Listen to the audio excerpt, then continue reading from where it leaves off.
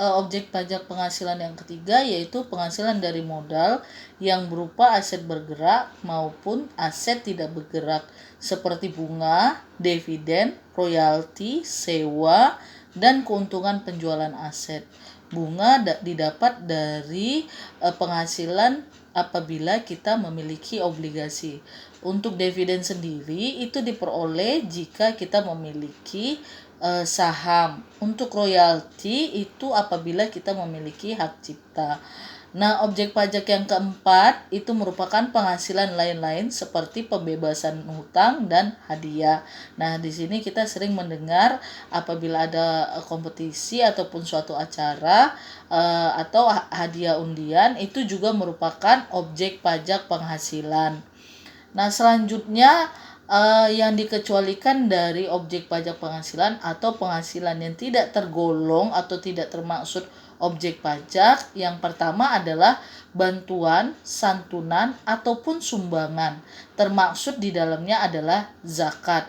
Jadi apabila ada satu orang atau orang pribadi yang menerima bantuan, santunan, sumbangan, ataupun zakat, penghasilan tersebut atau penghasilan yang didapatkan itu dikecualikan dari objek pajak penghasilan.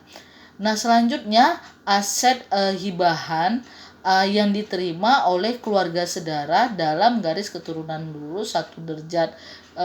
Ini dapat dicontohkan apabila seorang anak mendapat harta hibahan dari ayah atau ibunya. Kemudian yang ketiga itu adalah penggantian atau imbalan sehubungan dengan pekerjaan atau jasa yang diperoleh atau yang didapatkan atau yang diterima dalam bentuk natura. Natura sendiri itu adalah kenikmatan yang diterima oleh pekerja, biasanya diberikan oleh pemberi kerja. Jadi natura di sini dapat berupa fasilitas atau kenikmatan. Nah, ini bukan merupakan objek pajak penghasilan.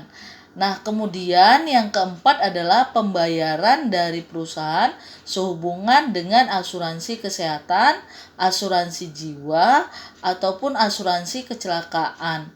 Nah, pembayaran ini dimaksudkan apabila si pekerja mengalami kecelakaan. Nah, kita contohkan apabila dia mengalami kecelakaan, maka santunan yang diberikan oleh perusahaan asuransi kepada pekerja itu dikecualikan dari objek pajak penghasilan. Nah, kemudian ada iuran yang diterima oleh dana pensiun baik yang dibayarkan oleh pemberi kerja maupun yang dibayarkan oleh pegawai. Nah, iuran ini itu tidak dipotong pajak. Nah, akan dipotong pajak apabila masa bakti dari karyawan tersebut selesai dan yang bersangkutan telah pensiun, maka pada saat dia pensiun barulah akan dipotong pajak. Tapi pada saat iuran pensiunnya dibayar itu dikecualikan dari pengenaan pajak penghasilan. Nah, yang keenam itu adalah beasiswa. Jadi beasiswa sendiri merupakan penghasilan yang diterima, tetapi itu bukan merupakan objek pajak penghasilan.